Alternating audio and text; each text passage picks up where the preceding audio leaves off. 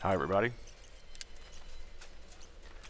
So now that both of the end rib assemblies and the front spar and everything is put together, we now turn our eye towards the rear spar.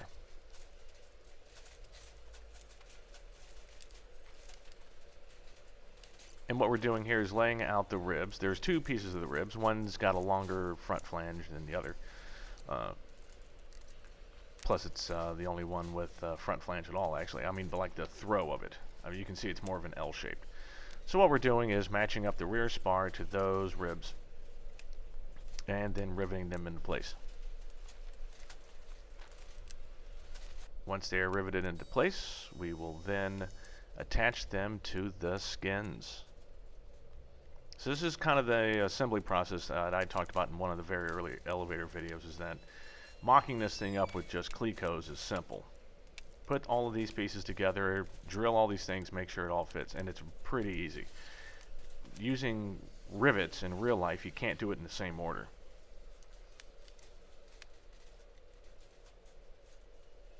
You know, you've got to pop rivet the two pieces of the ribs together in 4 places, and 2 of them in the back are not easy to get to.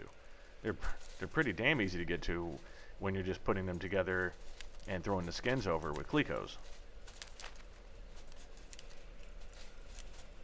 And you attach all the accoutrement to the rear spar, so you've got the, I think the gusset goes on one, and you got a couple of end caps or close tabs that go on another. That would be the left spar, because that's the one that has a close tab around the area that's not a trim tab. And listening to that, I realize I don't know what that means myself.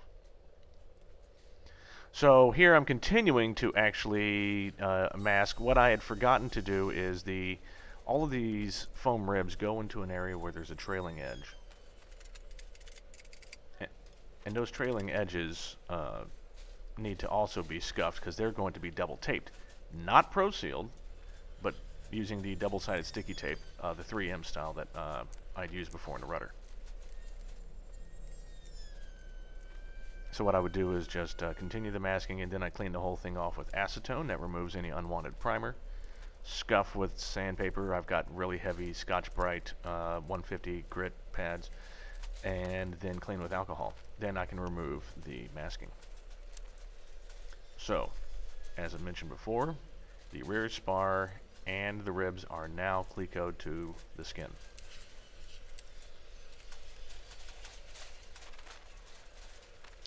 The tricky business is the flange angles of those sides of the ribs aren't exactly flush to the table, so you place that down. You need to have a shim for the front of the spars, and it needs to be about 4 millimeters.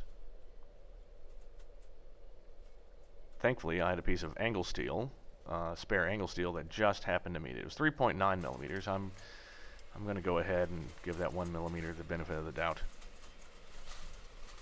And then a couple of DeWalt spring clamps helps keep this in place for while we're riveting. And of course, and as you can see, we're starting with the left, which is the easier one to work with because you have a nice big area where the trim tab's going to go, and all you need is the squeezer.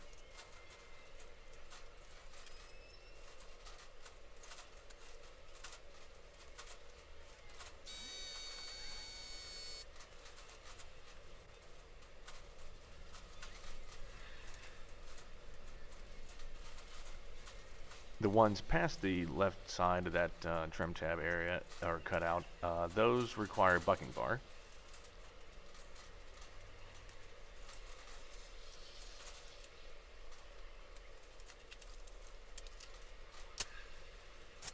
Now, the bucking bar that came with the rivet gun, it pretty much almost fit. It's got an angle to it because you can't have a 90-degree in there. You basically need something that's about 3/4 of an inch thick for it to properly set those rivets. And my bucking bar is just a little bit larger than 3/4 of an inch. So over to the bench grinder I go to take out some thickness.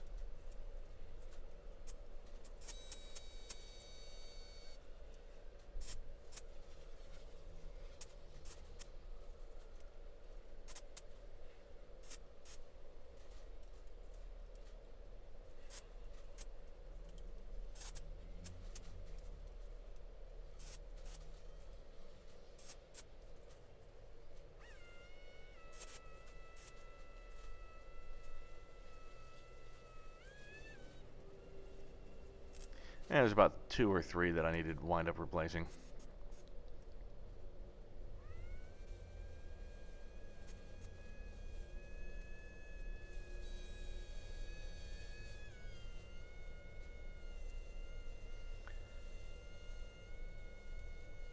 Anyway, I will see you in the next video where we're going to keep constructing.